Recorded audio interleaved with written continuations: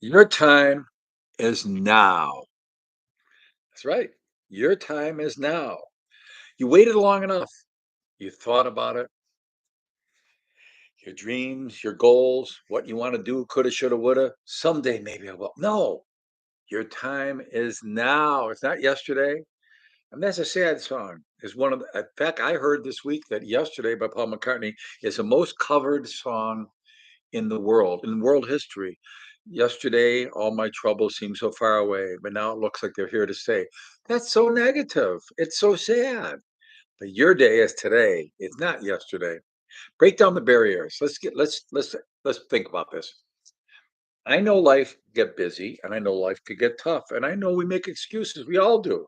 They say procrastination is the weakest nation. Well, why put off anything? I mean, if it's a horrible thing and you have to do it someday, take a bite or two off of it now. Get it half done at least. But don't just sit there and sweep it under the rug. Do it. You can say, I'm too old. Look at me. You're not older than me, probably. If you're too young, you probably can't read, and this isn't for you. Maybe it isn't just the right time then. Maybe it's time just to be a baby and have fun. But at some point, we grow out of it. We're not going to have be a baby anymore. Time to grow up. We were young, we had childish things. Now we're adults and we do grown up things like succeed, like conquer our fears, etc. Now, here's the truth: we'll never be perfect. Give up on perfection. Don't let perfection become the enemy of the good. The only time we have right now is right now. And that's all you need to start. It's a start we're looking for. I've seen so many people who have waited and waited, thinking, yeah, the right time I'll do it and magically appear. But then I've seen others take a leap of faith and even when they didn't feel ready, they did it anyway. Guess what? The results are inevitable. You're going to succeed. If you get going, you get started, you get warmed up, you'll be fine. How many times, maybe it's a classic trite example, but how many times we looked at that pool, we thought about it, oh, the water might be cold. Oh, I'm not sure. Him and haw, and 45 minutes later, somebody pushes you in. 10 seconds later, you think, it's great, the water is fine. And even if it was cold, you got used to it in 12 seconds, maybe 2 seconds. So you don't need all the answers to begin. You just need to take what? That first step. So start small, dream big. There's a song that's called Dream Small. I kind of like it's a catchy tune, but I'd rather dream big.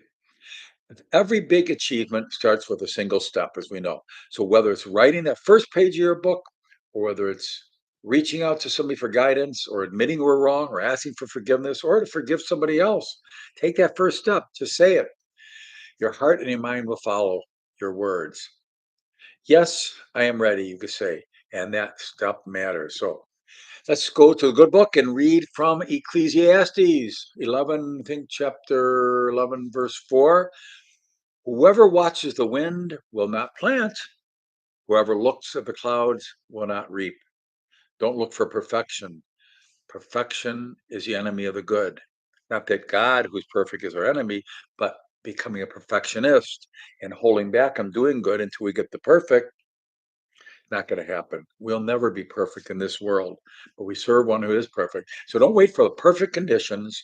Act now and trust the one who is perfect to guide your steps.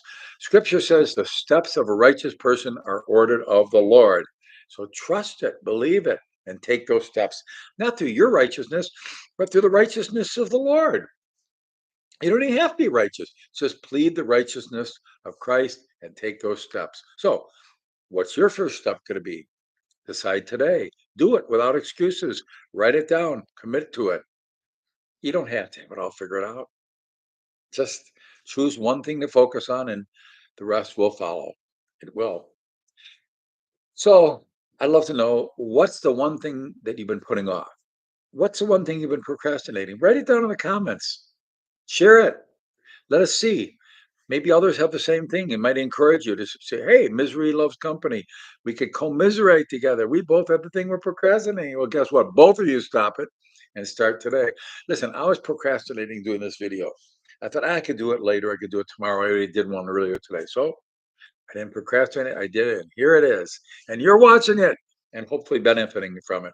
And I want you to know I benefit even more than you because when I am teaching, I am teaching myself.